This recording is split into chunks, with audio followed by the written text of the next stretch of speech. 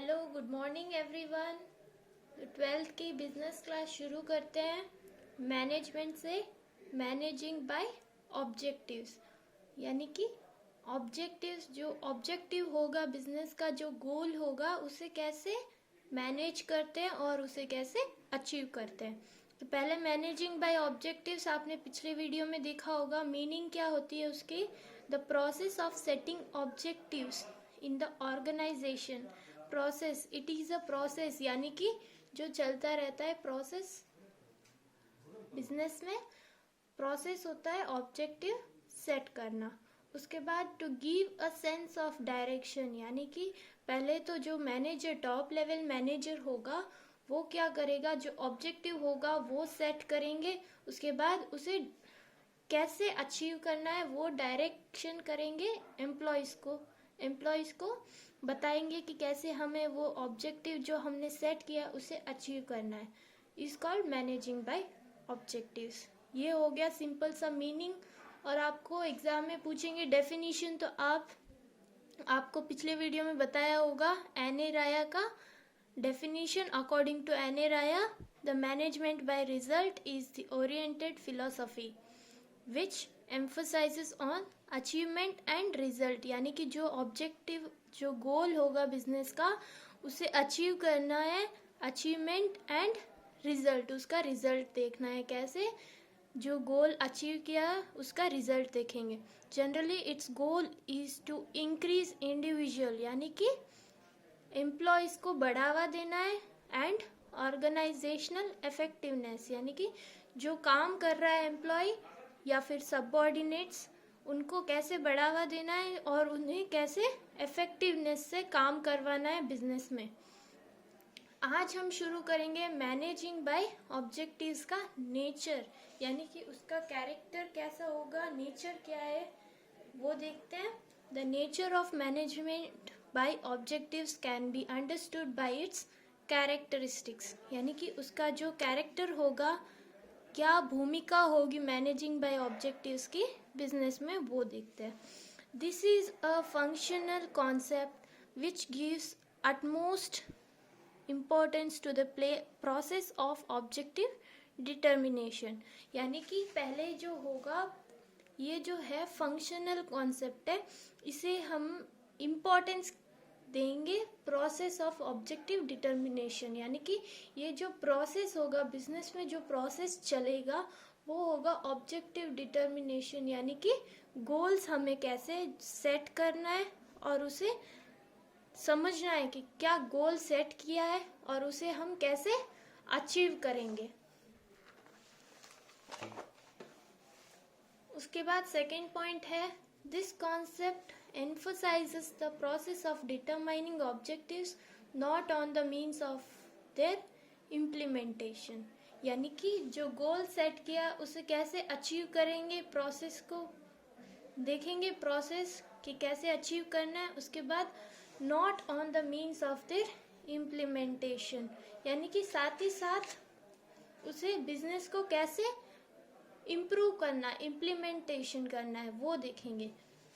उसके बाद this outcome is an ideological philosophy, यानी कि जो आउटकम आएगा, जो रिजल्ट आएगा, हमें जो प्रोसेस करेंगे गोल्स अचीव करने के लिए, जो आउटकम आएगा वो होगा आइडियोलॉजिकल फिलोसफी।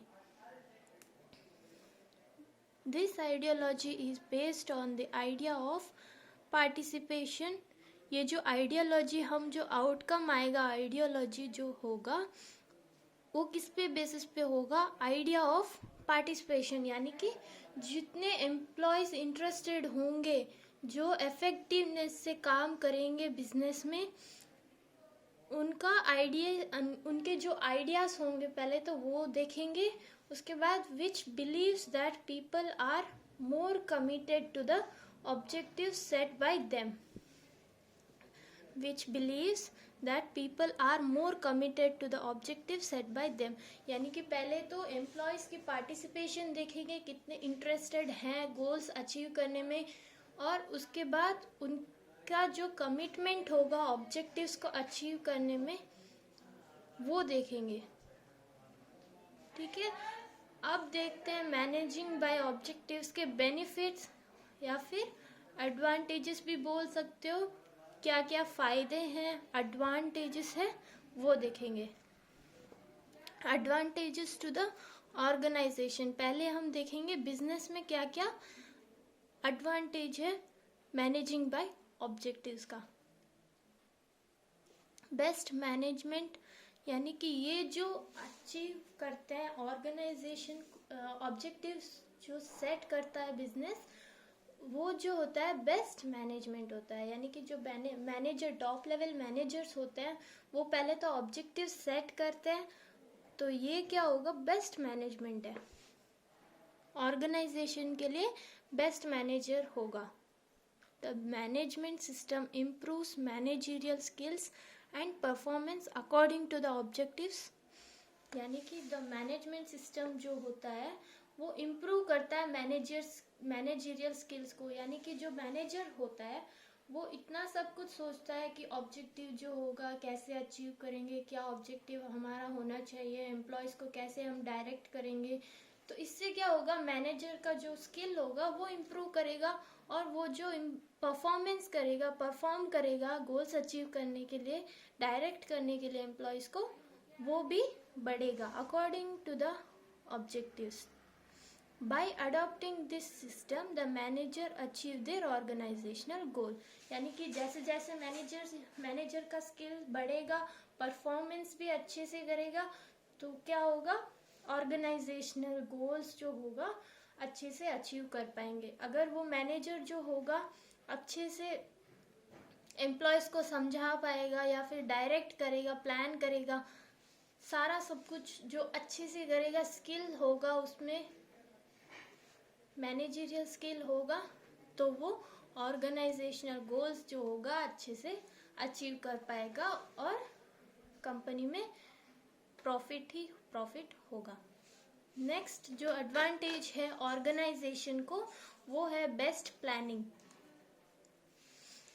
यानी कि मैनेजर जो होगा वो बेस्ट प्लानिंग करेगा।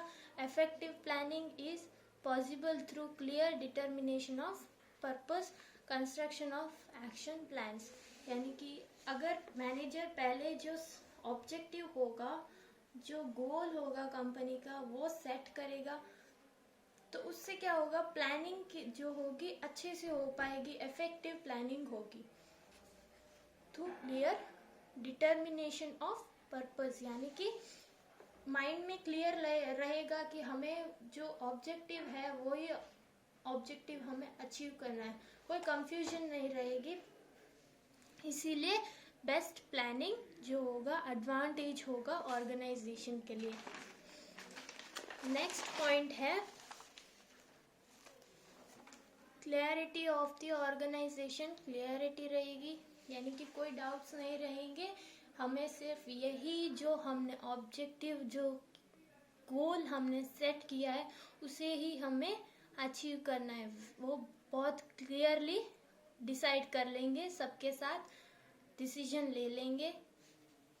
The position of organisational role, structure, power, delegation, work etcetera with the system becomes very clear, यानी कि जो भी मैनेजर के पास जो पावर होगा, उसका जो राइट्स होंगे, उसके साथ वो कैसे प्लान करेगा और जो ऑब्जेक्टिव होंगे उसे सेट करेगा, सबके साथ डिस्कस करेगा, टॉप लेवल मैनेजर्स और जो ओनर होगा कंपनी का उसके साथ अच्छे से प्लानिंग करेगा।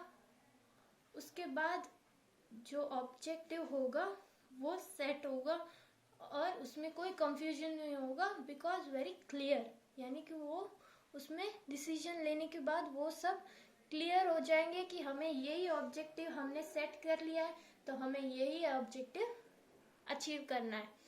तो वो क्या करेगा मैनेजर, एम्प्लॉयज़ के साथ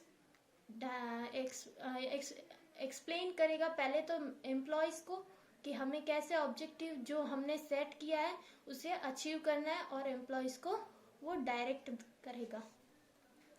नेक्स्ट पॉइंट होगा कमिटेड एग्जीक्यूशन, यानी कि मैनेजर कमिटेड रहेगा कि हमें कैसे एम्प्लॉयज़ को समझाना है, कैसे हमें ऑब्जेक्टिव जो सेट किया है उसे अचीव करना है।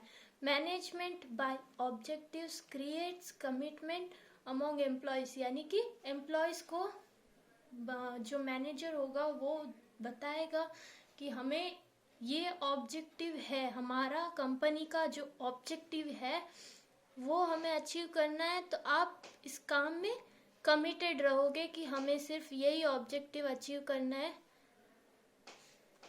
इन देयर वर्क, यानी कि उनके काम में वो कमिटेड रहेंगे।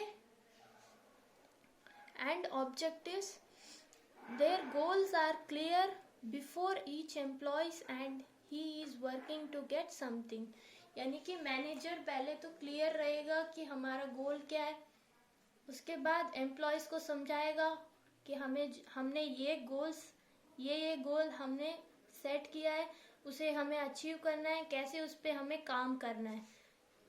उसके बाद नेक्स्ट 5th पॉइंट होगा इफेक्टिव कंट्रोल, यानी कि प्रभावी नियंत्रण, यानी कि effective control over employees goals plans achieves activities work progress etc due to management according to purpose remains, यानी कि इफेक्टिव कंट्रोल कैसे करेगा मैनेजर, एम्प्लॉयज़ को गोल्स बनाएगा, उसके बाद प्लान्स बनाएंगे सब मिलके कि हमें ये गोल अचीव करना है, ऐसे प्लान बनाएंगे, उसके बाद काम करेंगे, एक्टिविटी करेंगे, फिर वो जो काम करेंगे उसके बेसिस पे हमें अचीवमेंट मिलेगा, यानी कि जो गोल सेट किया है वो हमें मिलेगा।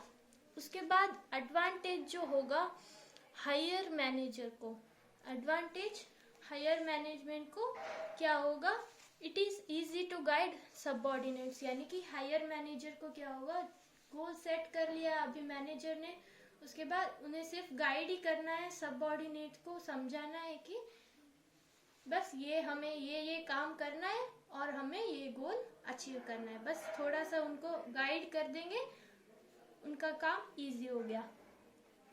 Assessment of the function of the subordinates get the proper basis, यानी कि फंक्शन जो काम करेंगे सबऑर्डिनेट्स उनका जो बेसिस होगा प्रॉपर होगा, यानी कि उनका फोकस हमेशा गोल पे ही रहेगा और उसके अकॉर्डिंग उन्हें काम करना है। तो ये हो गया हायर मैनेजर का काम, एडवांटेजेस। नेक्स्ट होगा subordinate can be easily motivated, यानी कि मैनेजर जो है इजीली सबऑर्डिनेट्स को यानी कि एम्प्लॉयज को आसानी से मोटिवेट कर देगा कि आपको ये काम करना है, ऐसे काम करना है, बहुत इजी है, ऐसे वो कुछ भी कह के मोटिवेट कर देगा ताकि सबऑर्डिनेट्स जो एम्प्लॉयज होंगे इजीली काम करेंगे विदाउट एनी प्रेशर। नेक्स्ट होगा coordination between departments and employees becomes simpler, यानी कि जो कोऑर्डिनेशन होगा डिपार्टमेंट और एम्प्लॉयज के, जैसे कि अभी मैनेजर जो है उसका और एम्प्लॉयज का जो कोऑर्डिनेशन होगा बहुत ही सिंपल होगा, सिंपल सा, यानी कि मैनेजर जो है सिर्फ ऑब्जेक्टिव जो अचीव करना है वो सिखाएगा, कैसे डायरेक्ट करेगा, कैसे अचीव करना है। तो ये हो गया सिंपल सा coordination between departments and employees. उसके बाद एडवांटेज क्या होगा सबऑर्डिनेट्स का, यानी का जो एम्प्लॉयज काम करेंगे कंपनी में उनको एडवांटेज क्या मिलेगा, the employ gets the knowledge of his goals so his attainment becomes simpler, यानी कि एम्प्लॉय को मैनेजर सिखा देगा कि गोल कैसे अचीव करना है, हमारा गोल क्या है, कैसे हम उसे अचीव करेंगे, वो सारा प्लान जो होगा एम्प्लॉयज को बता देगा। तो एम्प्लॉय को क्या होगा, आसानी होगी, गोल की नॉलेज मिल जाएगी कि हमें ऐसे गोल जो है अचीव करना है, ऐसे हमें काम करना है। ये हो गया सिंपल सा काम कि हमें ऐसे गोल्स को अचीव करना है। नेक्स्ट होगा work satisfaction increases and disappointment ends, work जो काम करेगा उसमें जो सेटिस्फैक्शन होगी वो बढ़ेगी, क्योंकि ये जो काम है बहुत ही सिंपल है, मैनेजर ने सारा प्लान कर लिया, हमें तो सिर्फ वो काम करना है। उसने सारा प्लान बना के हमें बता दिया, हमें सिर्फ वो काम करना है। तो उसमें क्या होगी, काम करते करते उनको सेटिस्फैक्शन भी होगी, और उस सेटिस्फैक्शन जो होगी वो इंक्रीज होगी, एंड डिसअपॉइंटमेंट एंड्स, यानी कि उनको डिसअपॉइंटमेंट नहीं होगी। अगर ऑब्जेक्टिव सेट रहेगा, जो ऑब्जेक्टिव हमें अचीव करना है वो सेट है, तो उसमें कौन सी हमें डिसअपॉइंटमेंट होगी एम्प्लॉयज़ को, क्योंकि मैनेजर ने सारा जो प्लानिंग था करके एम्प्लॉयज़ को बता दिया है, तो उनको सिर्फ वही काम करना है जो मैनेजर ने बोला है, तो इसीलिए डिसअपॉइंटमेंट नहीं होगी। Subordinates are motivated to do more work, यानी कि मैनेजर जो होगा सबऑर्डिनेट्स को मोटिवेट करेगा अगर कुछ ज्यादा काम होगा।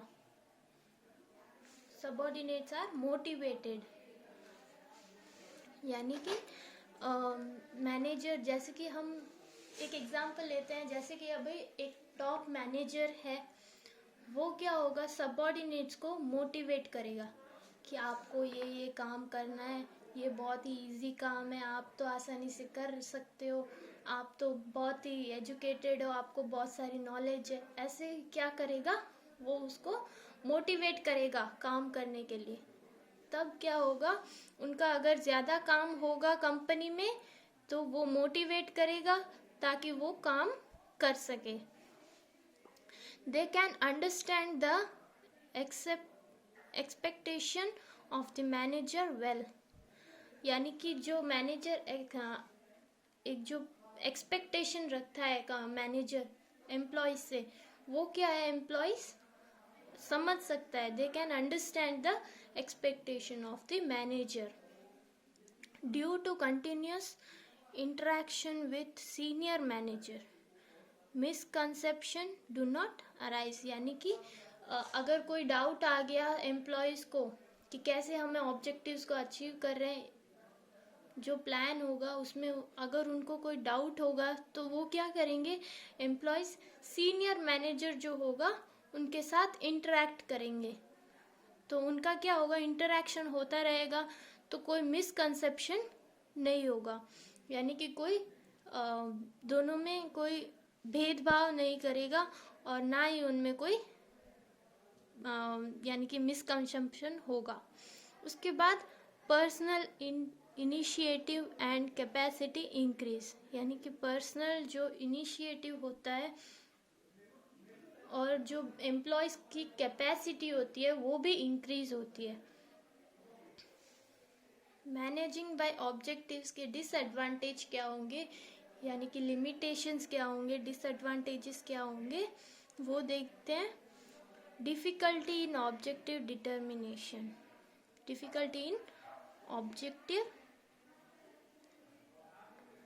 डिटर्मिनेशन, यानी कि मुश्किल क्या होगा मैनेजर के लिए, क्योंकि उसको बहुत सोचना पड़ेगा कि हमारा ऑब्जेक्टिव क्या होगा, उसे कैसे सेट करेंगे, उसको कैसे हम सीखे, क्या प्लान करेंगे, वो सारा डिफ़िकल्ट होगा मैनेजर के लिए। The object elements of management by objective are objects, but there are many difficulties in determining the exact and verifiable objectives, यानी कि मैनेजर को जो होगा बहुत डिफ़िकल्टीज आएगी कि हमें क्या ऑब्जेक्टिव होना चाहिए हमारे कंपनी का, या तो उसका ऑब्जेक्टिव होगा प्रॉफिट, कंपनी में प्रॉफिट ही प्रॉफिट कमाना है, या फिर कुछ और भी हो सकता है उसका ऑब्जेक्ट, तो उसको अकॉर्डिंग उसको क्या ऑब्जेक्ट होना चाहिए वो प्लान करना पड़ेगा, तो उसके लिए उसको डिफ़िकल्टी होगी। The task of objective determination is not easy due to future uncertainty, dynamic environment, यानी कि उसको पहले तो जो ऑब्जेक्टिव होगा वो तो पहले सोच लेगा, उसके बाद उसको क्या करना होगा, पहले तो उसको सारे उसके क्या एडवांटेजेस भी हो सकते हैं, डिसएडवांटेजेस हो सकते हैं, वो भी उसको सोचना पड़ेगा। अगर पहले तो उसने प्रॉफिट सोच लिया, उसके बाद उसके एडवांटेजेस क्या होंगे, एम्प्लॉयज सबको बोनस भी दे पाएगा और उसको भी कुछ पैसे ज़्यादा मिल जाएंगे प्रॉफिट से। उसके बाद उसका डिसएडवांटेजेस भी उसको सोचना पड़ेगा, क्या डिसएडवांटेजेस भी हो सकते हैं।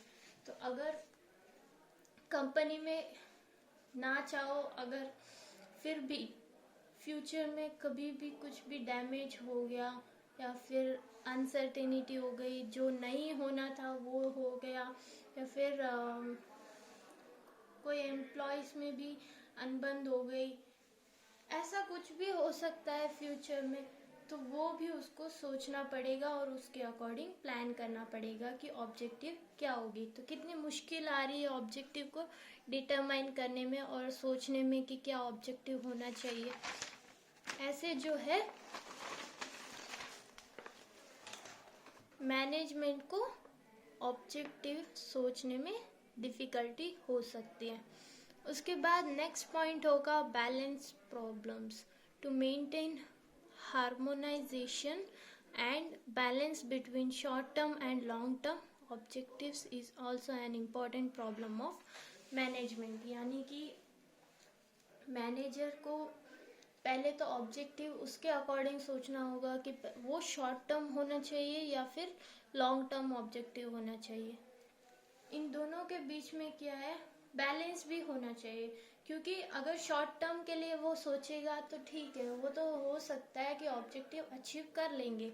लॉन्ग टर्म का क्या होगा, कभी हो पाता है, कभी ऑब्जेक्टिव अचीव होता है, नहीं होता है। तो इसीलिए दोनों में बैलेंस होना चाहिए। या तो आप जो इजी होता है शॉर्ट या लॉन्ग के बीच में जो ऑब्जेक्टिव हो सकता है वो प्लान करना चाहिए और दोनों में बैलेंस हो सके। उसके बाद डिफ़िकल्टी ऑफ इनसिक्योरिटी, यानी कि डिफ़िकल्ट हो सकता है इनसिक्योरिटी में। In spite of rapid changes in policies, priorities and condition, it is not possible to make any changes in the objectives. यानी कि जैसे जैसे अभी ट्रेंड बढ़ता जाता है, यानी कि लोगों के विचार भी चेंज हो सकते हैं, उनकी कंडीशन भी अलग हो सकती है, पॉलिसीज, गवर्नमेंट के पॉलिसीज भी चेंज हो सकते हैं। जैसे कस्टमर की प्रायोरिटीज भी चेंज होती रहती है, वैसे ही हमें ऑब्जेक्टिव सेट करना होगा। It is not possible to make any changes in the objectives. अगर आपने एक बार ऑब्जेक्टिव जो है सेट कर लिया, उसके बाद आप चेंज नहीं कर पाओगे, क्योंकि प्रॉब्लम होगी बाद में। तो इसीलिए पहले तो आपको लोगों के प्रायोरिटीज और कंडीशन के हिसाब से आपको ऑब्जेक्टिव सेट करना होगा। According to them, as such the employees continue to follow the unrealistic purpose, but such objectives are meaningless। अगर आप पहले ही ऑब्जेक्टिव सेट कर लोगे, ये सब कुछ बिना सोचे कि कस्टमर की प्रायोरिटीज़ क्या होगी, गवर्नमेंट के पॉलिसीज़ क्या हैं, वो चेंज हो गई है बीच में, तो पहले आपने ऑब्जेक्टिव सेट कर लिया तो वो बाद में आप चेंज तो कर सकते हो, लेकिन वो बिना मतलब का होगा, मीनिंगलेस होगा।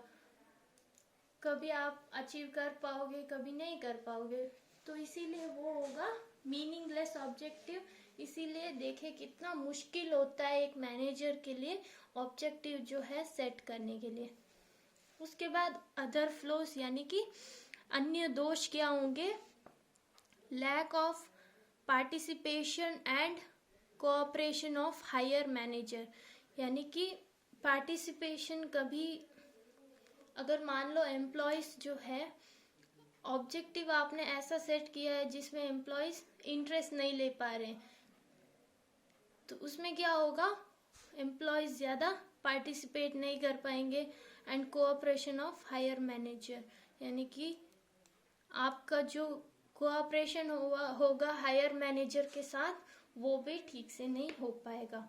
Increasing pressure of excessive time on subordinates and preference are not fixed, यानी कि प्रेशर जो है एम्प्लॉयज़ पे डाला जाएगा कि आपको ज़्यादा टाइम के लिए इस ऑब्जेक्टिव को अचीव करने के लिए काम करना पड़ेगा।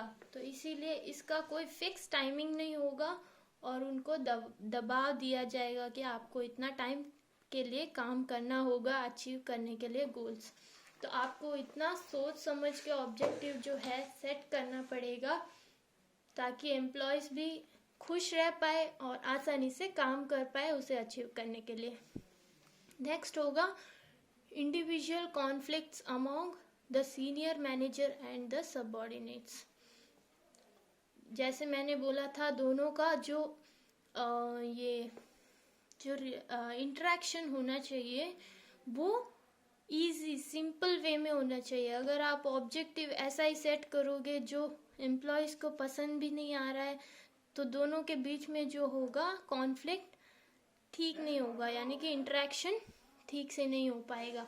Managers lack the true integrity of the program. According to some scholars, excessive time is spent on managing by purpose, यानी कि ज़्यादा टाइम के लिए काम करना पड़ेगा एम्प्लॉयज़ को, इसीलिए मैनेजिंग बाय पर्पस जो है ठीक से नहीं हो पाता। It ignores long term planning and emphasises short term goals. यानी कि अगर शॉर्ट टर्म गोल्स आपने सेट किया है तो उसके लिए आपको लॉन्ग टर्म प्लानिंग करनी पड़ेगा। तो it ignores long term planning and emphasises short term goals, यानी कि आपको ज़्यादा समय नहीं लगेगा प्लान करने के लिए अगर आप शॉर्ट टर्म गोल्स सेट करोगे। उसके बाद नेक्स्ट टॉपिक जो आता है मैनेजिंग बाय एक्सेप्शन। पहले हमने क्या पढ़ा, मैनेजमेंट बाय ऑब्जेक्टिव्स MBO। अब हम पढ़ेंगे मैनेजमेंट बाय एक्सेप्शन MBE। ठीक है, इसका शॉर्ट फॉर्म होगा MBE। तो इसका मीनिंग क्या है? Managing by exception is the techniques which states that the attention of the higher managers should not be attracted in all those tasks and matters which are regularly giving the results of prescribed outcomes. Those tasks should be done by the subordinates managers only. इसका simple सा meaning ये होगा कि एक सेन है जहाँ पे जैसे कि बोलते हैं कि आप सब कुछ करना चाहते हो लेकिन आप एंड अप करते हो नथिंग के साथ। यानी कि इसका मतलब भी यही है कि states that the attention of the higher managers should not be attracted in all those tasks and matters which are regularly giving the results of prescribed outcomes। यानी कि हायर टॉप मैनेजमेंट जो होता है, हायर लेवल का जो managers होते हैं, उनके पास कोई भी ऐसे टॉपिक्स या फिर ऐसे कोई प्रॉब्लम्स नहीं जाने चाहिए जो मैनेजर और सबऑर्डिनेट्स उसको हैंडल कर सकते हैं। हायर मैनेजर के साथ हायर मैनेजमेंट या फिर टॉप मैनेजर के पास सिर्फ वही प्रॉब्लम्स या फिर टॉपिक्स जानी चाहिए, इंफॉर्मेशन जानी चाहिए जो हायर सबऑर्डिनेट्स या फिर लोअर लेवल मैनेजर से नहीं हो पा रहा है काम, और वो इंफॉर्मेशन हम हायर मैनेजर को देना ही पड़ेगा। वो जो होगा हायर मैनेजर ही सॉल्व कर सकता है। बाकी के इंफॉर्मेशन हायर मैनेजर के पास हम नहीं लेके जाएंगे। जो भी प्रॉब्लम्स या फिर इंफॉर्मेशन होगी सबऑर्डिनेट्स या मैनेजर ही हैंडल करेंगे। इसका सिंपल सा मतलब ये होगा, हायर मैनेजर के पास कोई भी ऐसे टास्क या मैटर नहीं जाने चाहिए जो छोटे छोटे प्रॉब्लम्स हो या फिर टास्क छोटा हो, वो सबऑर्डिनेट्स और मैनेजर ही हैंडल करेंगे और सॉल्व करेंगे। अगर मैनेजर और सबऑर्डिनेट से नहीं हो पा रहा है, वो बहुत ही बड़ा टास्क है या फिर मैटर है, तो तभी वो हायर मैनेजर के पास जाएगा। उससे पहले सबऑर्डिनेट्स या फिर मैनेजर ही हैंडल कर सकता है तो वो ही करेंगे। इसका मतलब मैनेजिंग बाय एक्सेप्शन का मतलब ये होता है कि हायर मैनेजर के पास सिर्फ छोटे प्रॉब्लम्स ही जाएंगे, बाकी के आप सबऑर्डिनेट्स या मैनेजर्स, लोअर लेवल मैनेजर्स होंगे, वो ही सॉल्व कर सकते हैं तो वही करेंगे। अगर नहीं हो पा रहा है तभी वो हायर मैनेजर के पास जाएंगे उसके बाद डेफिनेशन देखते हैं। Definition according to Lester R Bittel, MBE यानी कि managing by exception is the system of identification and communication that gives a signal to the manager at the time when his attention is needed. यानी कि जो communication होगा, छोटा communication होगा, यानी कि कोई प्रॉब्लम होगा या फिर कुछ भी जो टास्क मैटर जो भी होगा वो मैनेजर के पास ही जाएगा।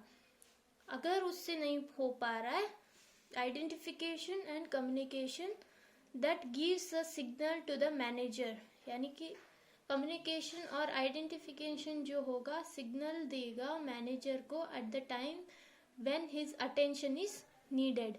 यानी कि अगर मैनेजर का काम है तभी वो सिग्नल देगा कम्युनिकेशन कि मैनेजर को काम करना पड़ेगा इस प्रॉब्लम पे। Next, according to Raymond MC Laird, most managers have so many responsibility that paying proper attention to all matters is impractical or difficult। यानी कि most of the manager have to have their many responsibility, तो उनको क्या होगा, उनके ज़्यादा responsibilities होंगे, many responsibilities, they have to pay the attention, उनको अटेंशन जो है देना पड़ेगा इन मैटर्स पे, चाहे वो इम्प्रैक्टिकल हो या फिर डिफ़िकल्ट हो।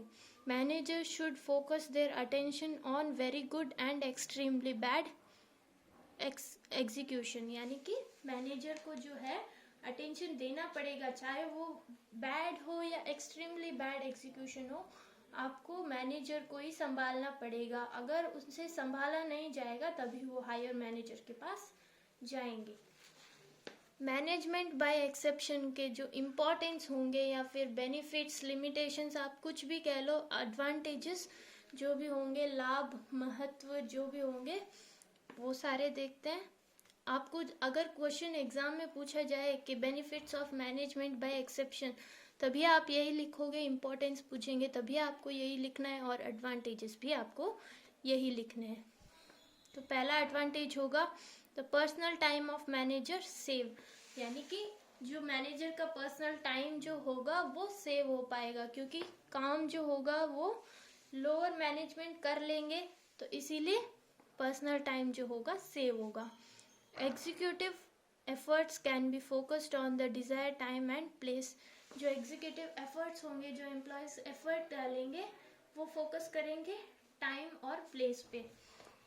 Complex problems and cases cannot escape the attention of high officials। जैसे मैंने बोला, कॉम्प्लेक्स प्रॉब्लम है या फिर कोई ऐसा केस है जो लोअर लेवल मैनेजर से हैंडल नहीं हो पा रहा है, तभी वो अटेंशन ऑफ हायर ऑफिशियल्स को देना पड़ेगा, वो एस्केप नहीं हो सकते। ऐसा नहीं होगा कि अभी जो लोअर लेवल मैनेजर्स जो है उनको कैसे भी करके हैंडल करने के लिए हम बता देंगे, ऐसा नहीं कर सकते। हायर लेवल मैनेजर्स को वो प्रॉब्लम या फिर जो केस होगा उन्हें हैंडल करना ही पड़ेगा, एस्केप नहीं हो सकते। It is easy to provide broad coverage to the managerial sector, यानी कि ये बहुत ही ईजी होगा कि मैनेजरियल सेक्टर जो है वो आसानी से कुछ भी प्रॉब्लम सॉल्व कर सकता है। Decision making frequency can be reduced, यानी कि डिसीजन जो होंगे, छोटे डिसीजंस जो होंगे वो सारे मैनेजर्स, सबऑर्डिनेट्स, एम्प्लॉयज जो होंगे वो ले सकते हैं, और जो बड़े डिसीजंस होंगे उनसे जो नहीं ले पा रहे मैनेजर्स और सबऑर्डिनेट्स, वो हायर लेवल के पास लेके जाएंगे। Decision making frequency can be reduced, यानी कि हायर लेवल के मैनेजर्स का जो फ्रीक्वेंसी, जो डिसीजन मेकिंग फ्रीक्वेंसी होती है वो बहुत ही कम हो जाती है, क्योंकि सारे डिसीजंस छोटे लेवल के ले लेते हैं, तो हायर लेवल मैनेजर्स को क्या काम होगा, उनको इजी रिड्यूस हो जाएगा decision making frequency. the full use of information available for synchronization, history and trends in possible. यानी कि the full use of information available, जो एम्प्लॉयज या फिर मैनेजर्स होंगे उनको सारी इंफॉर्मेशन दी जाएगी हायर लेवल से, एंड उनके ट्रेंड्स और हिस्ट्री सारी जो होगी वो बता दिए जाएंगे कि आपको ऐसे ऐसे काम करना है. उसके बाद people with more qualified and high salary can be employed on higher affluences, यानी कि जो ज़्यादा क्वालिफाइड है, जो ज़्यादा सैलरी कमा रहा, high salaries can be employed on higher affluences, यानी कि वो हायर अफ्लुएंसेस यानी कि हायर लेवल मैनेजर्स जो होंगे उनके साथ कॉन्फ्लिक्ट कर सकता है या फिर बातें कर सकता है, डिस्कस कर सकता है, इंटरेक्शन कर सकता है. उसके बाद qualitative and quantitative criteria are set for the evaluation of circumstances and individuals. उसके बाद हम देखते हैं डिसएडवांटेजेस क्या होंगी. This organisation enhances personal view of the individual, यानी कि ये जो ऑर्गेनाइजेशन होगा जो ऐसे हायर लेवल को डिस्टर्ब नहीं करेगा, वो क्या होगा, personal view of the individual को जो होगा एनहेंस करेगा. It is often based on incredible synchronisation. Synchronisation यानी कि two or more things at the same time has to be done. It is often based on incredible synchronization. It is requires extension, observation and reporting which is not possible. यानी कि इसमें क्या ज़रूरी होता है कि ऑब्जर्वेशन जो होगा मैनेजर का वो रहेगा, and reporting which is not possible. इसमें कोई रिपोर्टिंग नहीं होगा कि अभी एम्प्लॉय ने ये काम कर लिया है, तो वो जो होगा वो मैनेजर्स को इन्फॉर्म नहीं करेगा कि मैंने ये काम कर लिया है.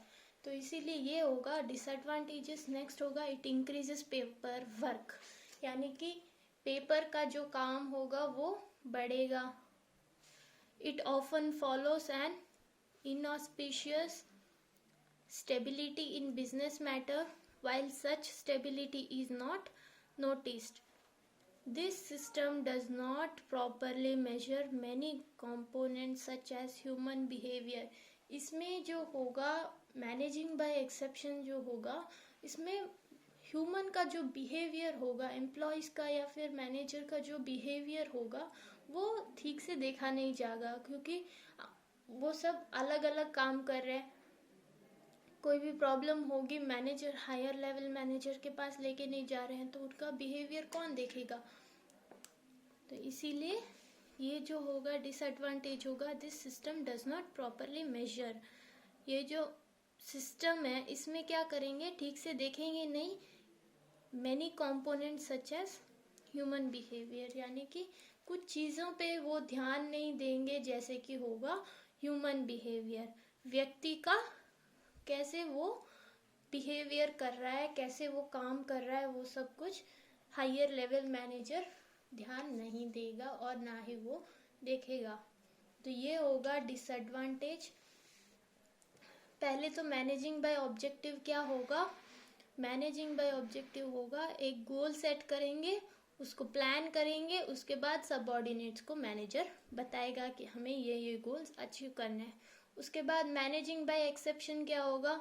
मैनेजिंग बाय एक्सेप्शन ये होगा जो गोल होगा वो अचीव करना है, और अगर कोई प्रॉब्लम आ रही है कंपनी में तो मैनेजर और एम्प्लॉयज़ ही वो प्रॉब्लम्स देखेंगे और सॉल्व करेंगे. कोई केस होगा तो अगर नहीं हो पा रहा है उनसे, तभी वो जो बात होगी वह या इंफॉर्मेशन जो होगी केस के प्रॉब्लम के, वो हायर लेवल मैनेजर के पास लेके जाएंगे.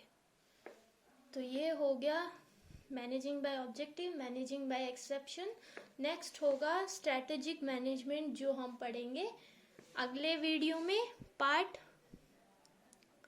5 में. ठीक है, ये हम अगले वीडियो में देखेंगे. और दो है स्ट्रैटेजिक मैनेजमेंट और स्ट्रेस मैनेजमेंट। तो ये हम अगले वीडियो में देखेंगे। जो हमने 4 जो पॉइंट्स है, मैनेजिंग MBO और MBE और स्ट्रेस मैनेजमेंट और स्ट्रैटेजिक मैनेजमेंट, ये चारों पॉइंट्स जो है इनोवेटिव ट्रेंड्स है। आपको एग्जाम में ऐसे भी क्वेश्चंस पूछ सकते हैं कि डिफाइन द एमर्जिंग ट्रेंड्स या इनोवेटिव ट्रेंड्स, मैनेजिंग टेक्निक्स। तो ऐसे आपको डिफरेंट टाइप्स में क्वेश्चन पूछ सकते हैं। तो आप कंफ्यूज मत होना। तब आप क्या करोगे, चारों को आप लिख दोगे, MBO, MBE, स्ट्रैटेजिक मैनेजमेंट और स्ट्रेस मैनेजमेंट के बारे में। ठीक है, अब हम नेक्स्ट वीडियो में पढ़ेंगे स्ट्रैटेजिक मैनेजमेंट। और आपको कोई प्रॉब्लम डाउट हो तो आप कांटेक्ट कर सकते हो। Thank you.